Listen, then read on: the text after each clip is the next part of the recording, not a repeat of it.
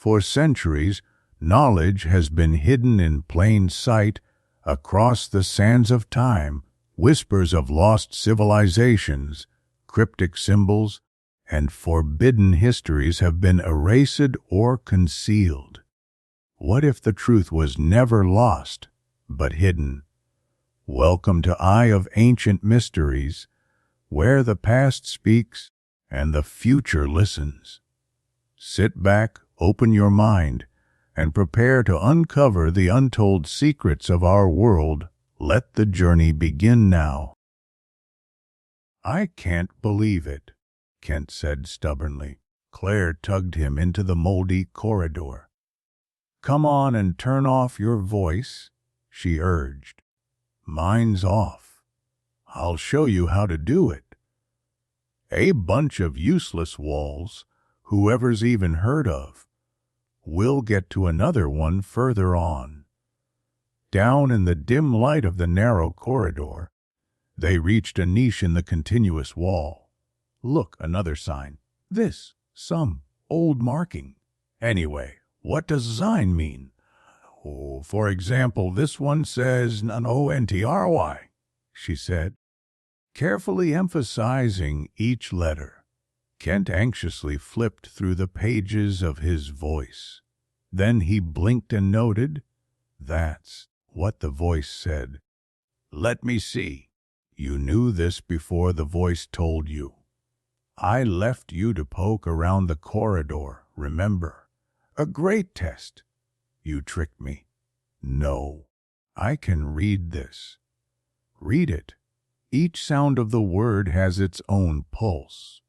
Kent was silent for a moment, and she realized he was consulting his voice again. "It seems to me that reading means fixing something confused. For this sign, you told me it means no unto our why. How? Do you see these? These are letters. I know each of them. There are 26 in total, and it takes a lot of work. But when put together, they form words. I know another way. My own." He shook his head, and she had to lead him to another sign and repeat the process. When his voice confirmed that the marking indeed read Alden and Sacito, he grimaced. "There's some trick here," Kent protested. "You fooled me with your touchpad? Fine. Take the activation device." She shoved it into his hands and made him walk to the next emblem. This time it read PUBLINF. "The first part reminds me of some brand, but when I look at the second, what does INF mean?" he asked sarcastically. "Maybe some place, like surroundings. Some ancient ones, I suppose." "Possibly, but in fact it's information. If there are no other rooms where the word is written in full, it's probably an abbreviation. They did it." Who were they? "Some kind of wizards. I think they were the ancients." She figured he'd reached that conclusion in his own way. "They left markings on the walls." Why? When the voice, Kent wondered. Maybe they came before it appeared. But what possible use did they have? I learned about them from old papers I found in the historical section. They were called cargo invoices, and they contained plenty of words. "How do you know you can read something? I mean, without checking with the voice." "I just know. The letters grouped together. For example, PUBLI is part of public. There's one unclear letter. And ENF is likely short for information. You're advancing so quickly." He grimaced, disliking all of this. He was a biology specialist and tolerating her interest in antiquity. "But in the end," he said, "all right, show me again. Not that I really believe in it, but..." Over the next few days, They spent time in the old historical sector, searching for corridors where the Empire didn't use voices. Claire read signs to him, and he began learning her method. Progress was slow. Reading was difficult. Letters, words, then gradually grasping the meaning of sentences and paragraphs in their logic and rhythm, searching for the threads to uncover their true significance. Still, he wasn't just some slow Iv. After a while, she remembered that in his special educational program, slow of corresponded to slow evolution. So if someone took the first letters of the two words, they would discover the full concept. Between them, everything was going well, and as they wandered through the ancient corridors, they enjoyed turning their voices back on. It made it easier to find the meaning of the signs. It gave them reassurance. They continued to keep their voices on most of the time.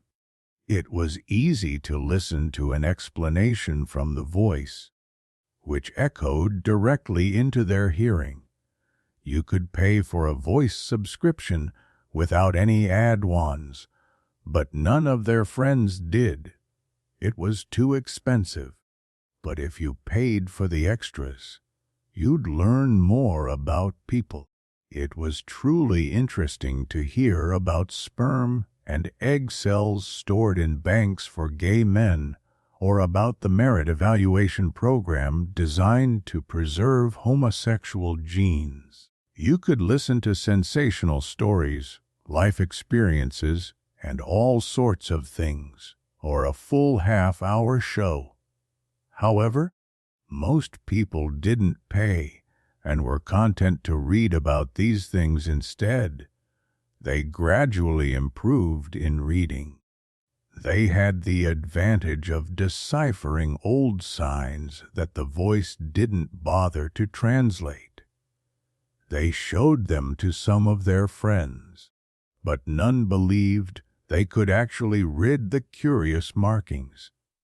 Everyone was convinced it was some kind of trick. Kler and Kent just smiled knowingly and withdrew from the topic. Not everything went well. Once at an intersection, Kent noticed a sign that said OS, well before his voice announced it. The sign wasn't synchronized, and he was nearly flattened by a passing roller. They debated whether to report the incident to some authority figure, but likely no one knew about it. We shouldn't, Kent said. Look at it this way. If someone in this world likes eating garbage, let them eat it, because no one cares. No one wants the food that only others like. Do you think that if we teach other people to read, we'll be fools? Anyone who climbs too high can fall from a great height. Do you think everyone will want the old books they find? She had to consider this sober possibility. The analogy to a consumer of rotten food was outside her biological expertise, and he couldn't argue against her addition. It's an intelligent strategy. When times get tough, vultures have to eat more. The thought was so repulsive that she decided to forget about it entirely. They enjoyed wandering through the side streets of the metropolis, deciphering the secrets of ancient signs. Lovers discover their own rituals, and it seemed enchanting to them. One day, on the outer wall of a hidden underground structure, they found precise instructions on how to adjust the digits on the entry code and gain access. They worked on it for a while, and in the end, their efforts were rewarded. The entrance door creaked open on its primitive hinges, and they began exploring rows of moldy rooms. Their investigation soon became tedious. They found heaps of locked compartments without any signs, and they kept going until a guard appeared with his bait undrawn. They had stumbled into a vault.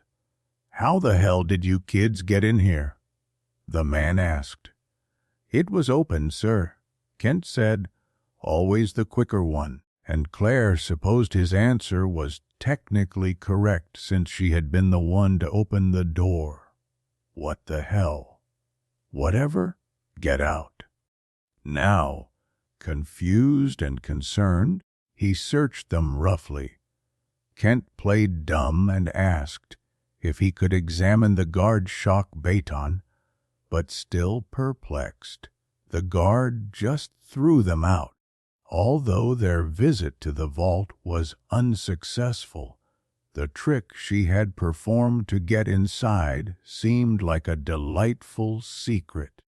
Claire was the studious type and happily spent hours in the historical archives sector studying the half-decayed sheets of paper she found. The thicker stacks were called books, and some even had summaries of their contents. For those she chose for her daily work, the voice introduced her with its smooth tone. When she needed to refine the material, especially in social matters, she used its convoluted language to gain clearer outlines of what she had read. In normal life, everyone needed to be satisfied with what the voice provided. It was wonderful when she made a request, and the voice told her fantastic stories. There were different books, and some were called novels. That meant something new, the voice said.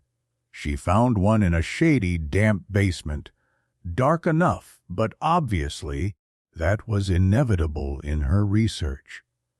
Books were known from some unknown ancient sources when, it seemed, there was competition between voices.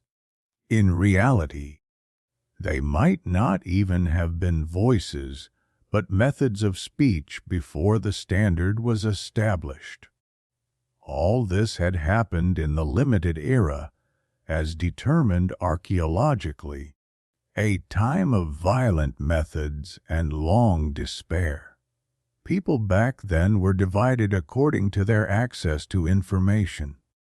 Thanks to benevolence, they were no longer condemned to such division.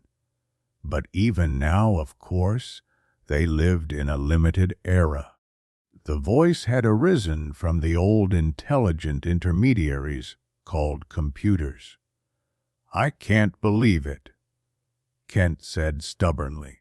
They had been providing information about the tasks assigned to them, and gradually people had started giving them more and more tasks.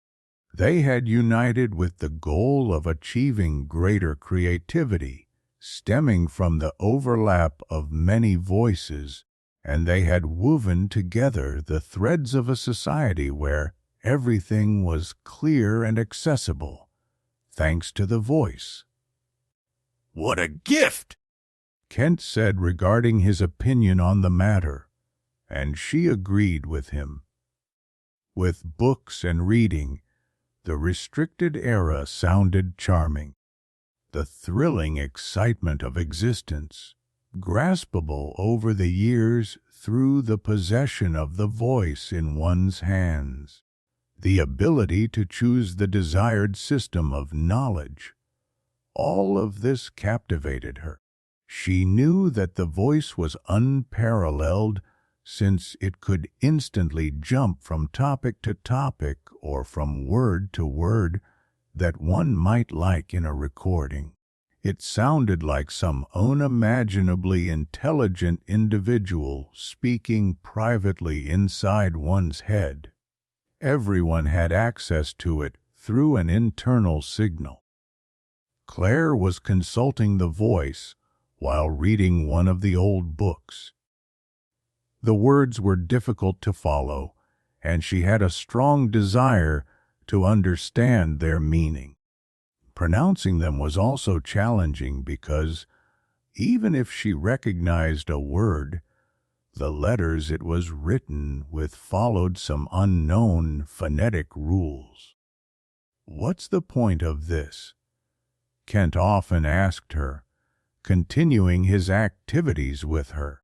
Books told of how the voice had initially emerged as a supplement for people who had been called illiterate. Claire was alarmed to discover that now everyone was, except for the two of them. Once, most people could read, but the voice had been easier to use, and its application began to be considered more prestigious. Independence from the neatly arranged lines of printed slavery had gone from a trend to a universal tool. After all, the voice was capable of chirping out the needed data quickly and concisely, much faster than the time people would spend reading it. Most people received information through their eyes. For example, in a restaurant, they placed an order by touching the image of a chicken drumstick or something else. Most of their entertainment could be visual, scented, 3D, sensory, amorphous, or real.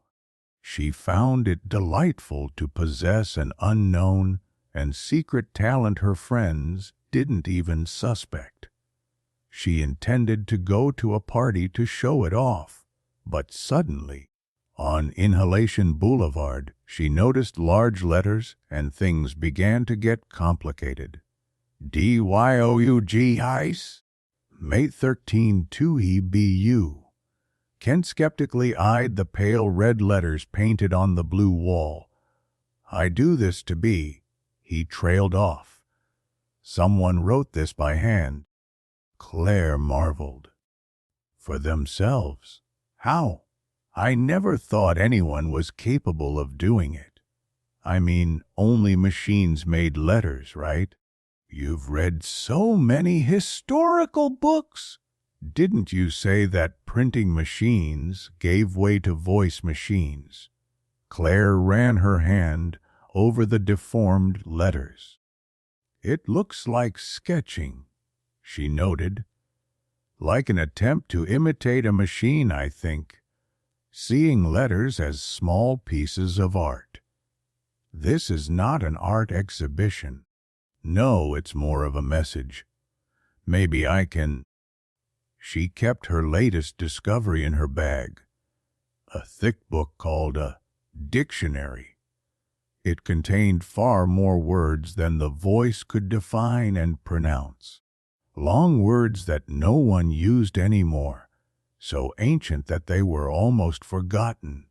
It told her, for example, that meant inside, near, but didn't explain why. "Look here." She energetically pointed at the thin inscription. "Meat is part of an animal's flesh." Animals had it, and I've heard that, in the past, people did too. "Too primitive," Claire replied disdainfully. "Another meaning is possible. To me it sounds like a place, more like a meeting place. Someone made a mistake, confused the sounds of one word with another. Someone wanted people who could read the sign to meet them. Other readers. Where?" Kent frowned. "Maybe it's some kind of abbreviation, like MUNREG, for example." "No, it's too short." Kent snapped his fingers. "Do you remember where the Avenue of Inhaling branches is? You can go to the balcony of the Restoration skyscraper and look down. Seen from above, it looks like the letter U. Then let's go there." They climbed up, and there was no one else around. Instead of a U, they found a new, rough, handwritten inscription that read Minate Coar 63 1330 T Omoro. BLO Seek 129. The two of them returned home, turned off their voices, and began talking.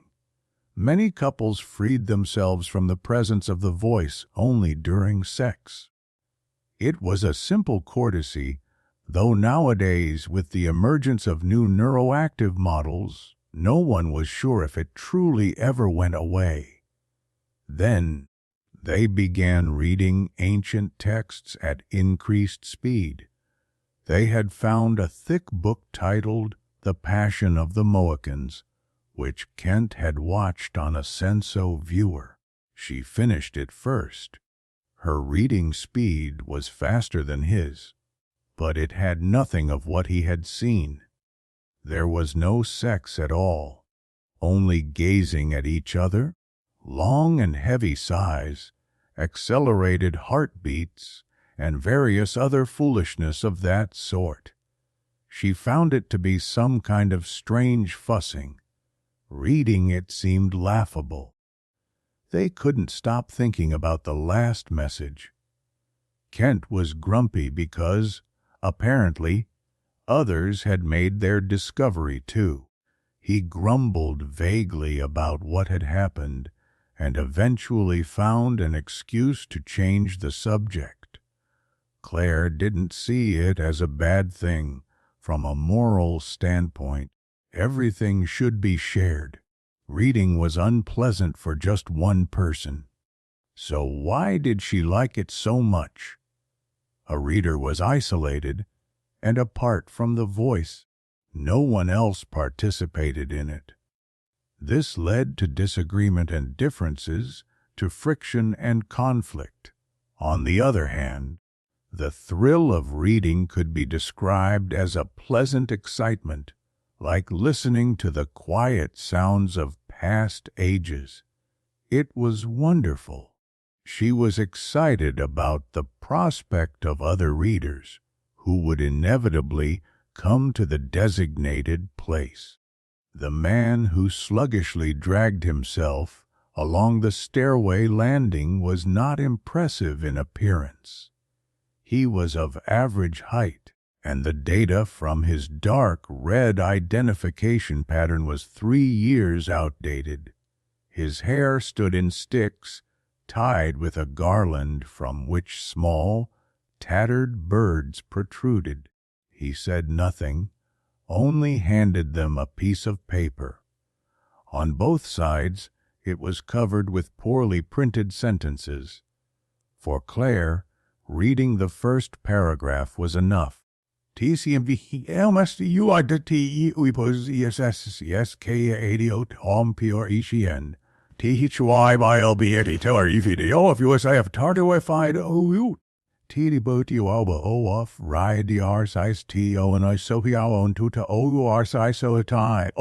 Almost rise! What a worn-out soup of cliches! She shoved the paper back into his hands. And yet, it is true. What do you mean? Kent asked sharply. You never know when the voice is actually off. The man said mysteriously. But what you've printed looks awful, Claire said. Better than what you could have done. He retorted sharply. That's not the point, Kent said. You sought us out to...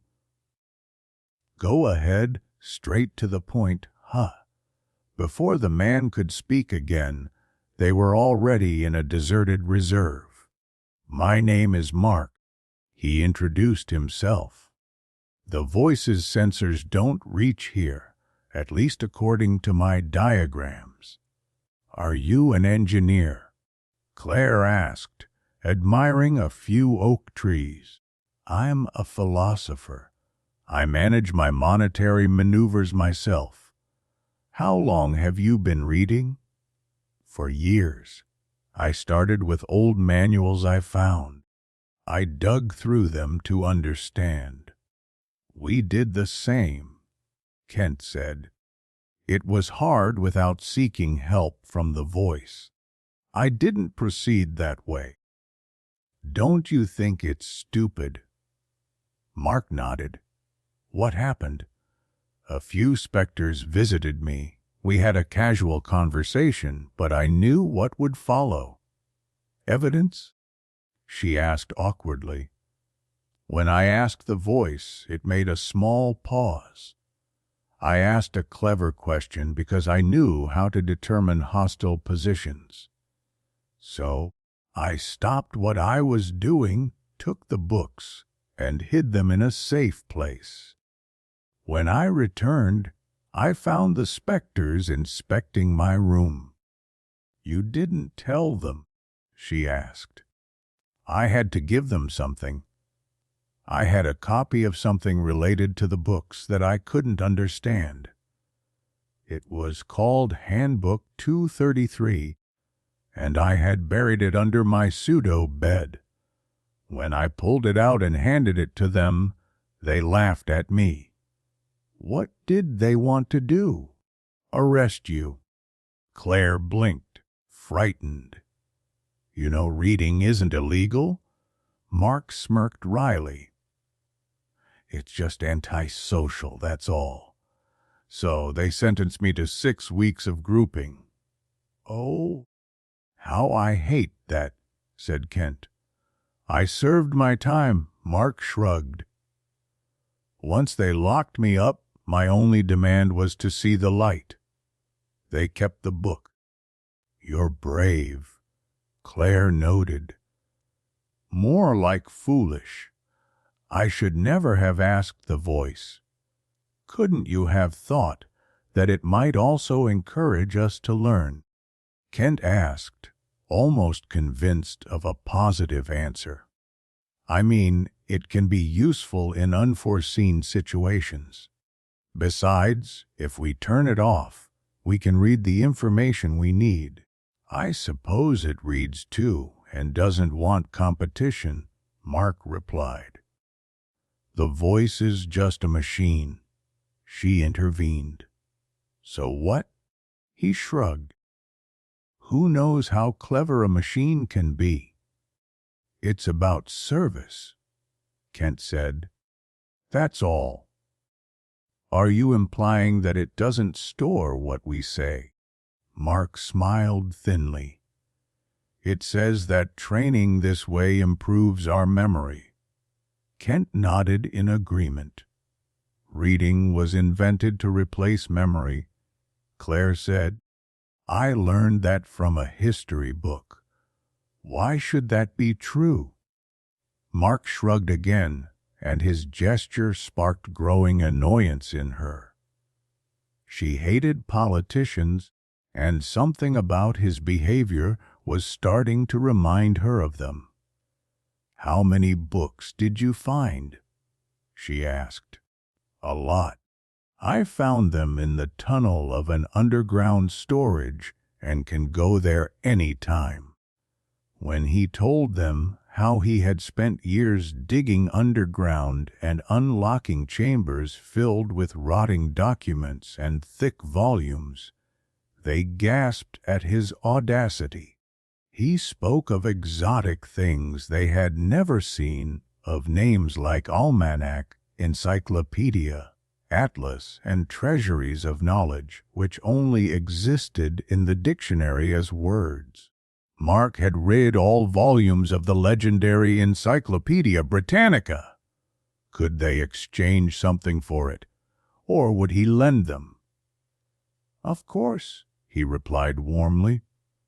Thus, their friendship began, teetering between caution and danger, yet dominated by skill and the secret knowledge they delighted in.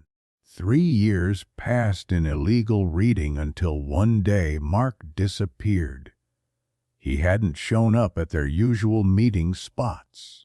All that time, they had neither known where he lived nor where his treasure trove of books was. Mark was secretive. The two of them kept searching the underground corridors of the complexes, but were afraid to ask the voice for any information about him. It was the time of the great games, and the streets were filled with crowds. Most people spent all their time outside, excited, eager, and happy to be part of the grand gathering in the squares. The games consumed everyone's time, except for the 3 hours of work required on a few workdays. Throughout the week, Kent exhausted himself searching as many areas as possible. Claire blamed herself for not pressing Mark harder to find out where he lived, but he had been maniacally secretive. Imagine if they caught you and forced you to talk about me. He always objected to her requests. Now she wondered what the specters would do if they discovered book hoards like his. Would they send him for preemptive treatment, or would something worse happen? After a whole day of searching for him, Claire returned home, but Kent wasn't there. He didn't return that night either. When she woke up the next morning, she broke into tears. He didn't appear the following day as well. On her way home from her daily job as a legal consultant, she decided to go to a specter, reluctantly scanning the crowds in hopes of spotting Mark or Kent. Claire noticed that as she crossed Promise Square, 3 men and 1 woman were moving parallel to her. Throughout their movement, they maintained 4 fixed positions with remarkable precision. She quickened her pace, and so did they. They looked unfriendly and relentless. As she made her way to her small 2-room apartment, a labyrinth of alleys and corridors, she couldn't shake them off. They had waited 5 years to catch someone with a tiny balcony, even if it was only 2 levels above the grimy bottom of an air shaft. But if you leaned your head to the side, you could glimpse a piece of sky. Claire kept moving with an aimless demeanor, and they kept following. Of course, she didn't want to return to her apartment, where she would be caught. But she was exhausted and had no idea what else to do. A few minutes after collapsing onto her bed, they knocked. She had hoped they would hesitate for a while, but she had already surrendered. When she opened the door, the last person she expected to see was Mark. "You won't believe what happened," he said, touching her. "What? Where were you?" "The quality ones want us." "For what?" "For reading." But the voice, it keeps people out of touch and happiness. A great idea, but that means you can't go on with just it forever, right? Mark blinked hesitantly.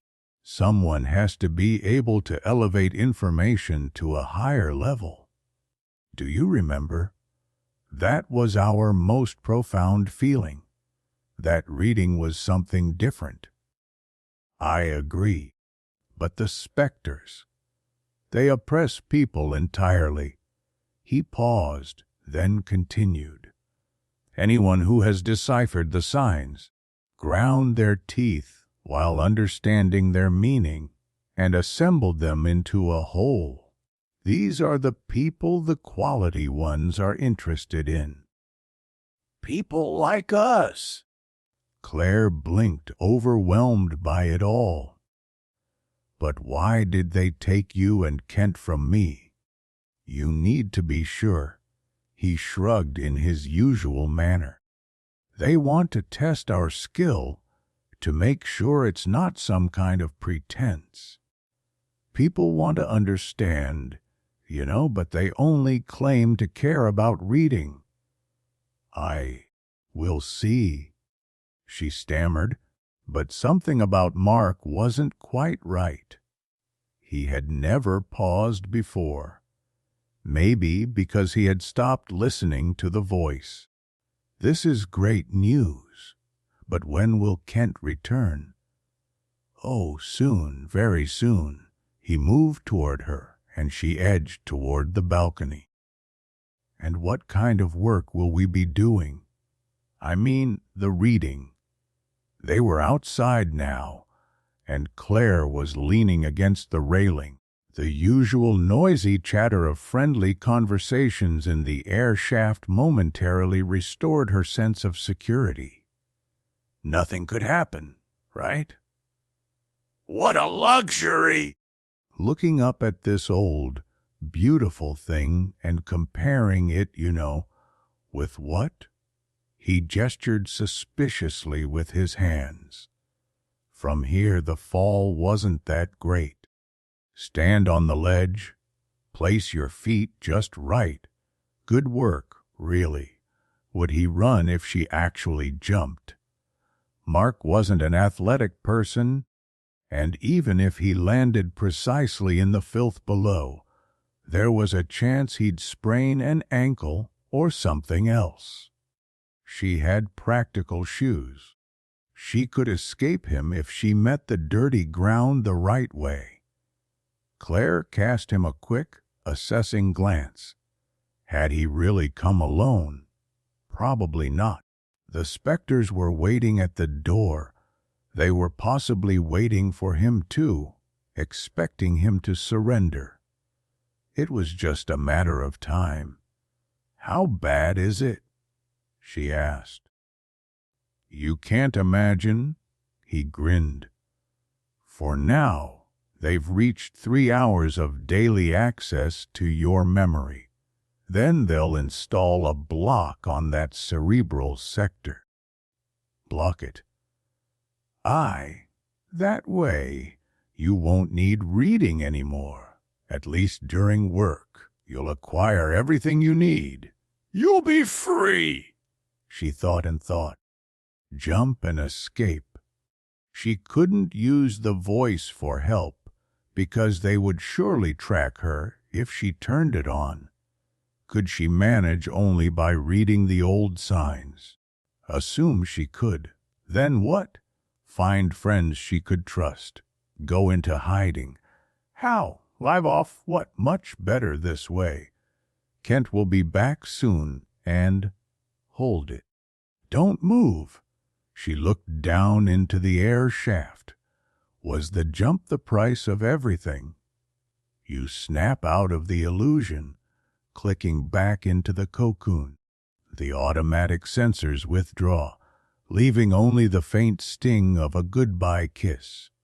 Once again, you feel the cold grip of the cocoon against your skin.